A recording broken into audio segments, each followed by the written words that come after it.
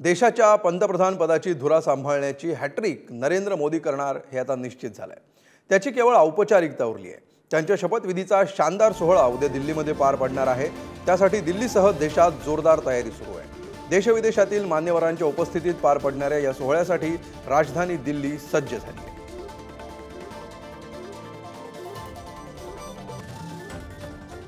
तर सलग तिसऱ्यांदा देशात एनडीएचं सरकार स्थापन होत आहे।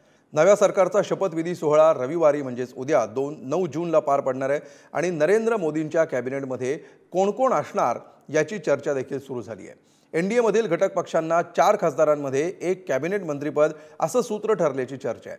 त्यामुळे महाराष्ट्रातून कोणाकोणाला संधी मिळणार याकडे राज्याचं लक्ष लागलंय।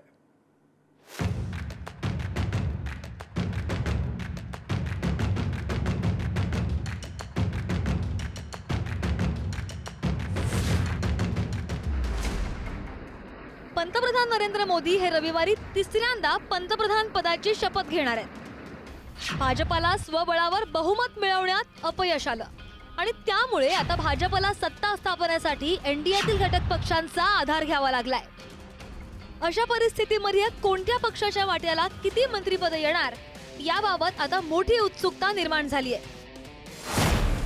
एनडीए सरकारचा मंत्रिपदाचा फॉर्म्युला: भाजप 18 मंत्रिपद, एनडीए घटक पक्ष 18 मंत्रिपद, 7 कॅबिनेट, 11 राज्यमंत्री। एनडीए घटक पक्षात कुणाला किती मंत्रिपद? टीडीपी 3, जेडीयू 3, शिंदेंची शिवसेना 1, अजितदादांचे Rashtrawadi 1, RLD 1, Apna Dal 1, LJP 1, JDS 1, हम पार्टी 1।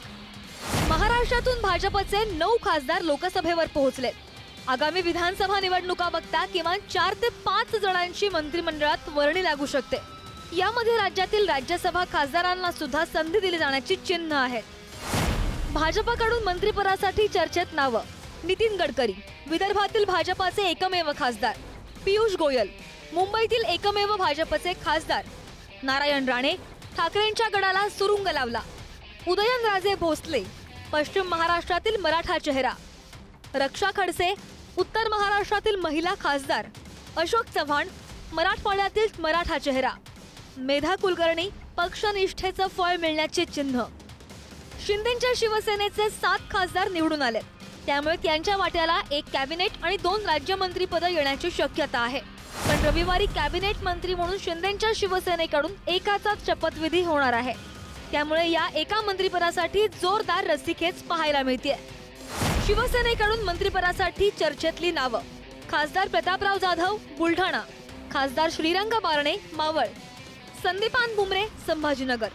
मंत्रिमंडळामध्ये कोणाला स्थान द्यायचं ते आमच्या शिवसेना पक्षाचे मुख्य नेते आदरणीय मुख्यमंत्री एकनाथराव शिंदे साहेबांना आम्ही सर्व अधिकार त्या ठिकाणी दिलेले आहेत आणि तो त्याचा निर्णय ते आणि एनडीए घटक पक्षाचे नेते अमित शहाजी असतील, नरेंद्र मोदीजी असतील, हे सगळे चर्चा करून ठरवतील। शिवसेनेकडून एकच खासदार कॅबिनेट पदाची शपथ घेणार आहे। अशा परिस्थितीत वरिष्ठ नेत्यांमध्ये कोणताही वाद नको म्हणून श्रीकांत शिंदे यांना मंत्रिपद द्या अशी मागणी आता जोर धरू लागली आहे। नुकताच श्रीकांत शिंदे यांची शिवसेनेचे लोकसभेतील गटनेतेपदी नियुक्ती झाली आहे।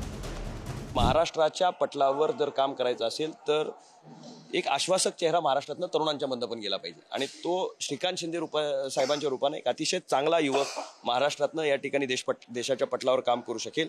राज्याचे प्रश्न देशाच्या पटलावरती आतापर्यंत 10 वर्ष मांडत आलेले आहेत। त्याचबरोबर उत्कृष्ट संसदपटू म्हणून सुद्धा मागच्या 5 वर्षांमध्ये त्यांनी लौकिक मिळवलेला आहे।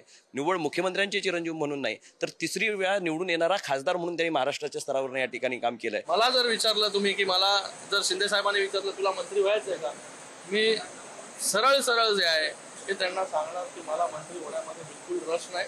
मला पक्ष संघटना, पक्षाचं काम हे तळागाळापर्यंत घेऊन जाण्यामध्ये जास्त रस आहे। राष्ट्रवादी काँग्रेसकडून प्रफुल्ल पटेल यांच्याच नावावर मंत्रिपदासाठी शिक्कामोर्तब झालाय।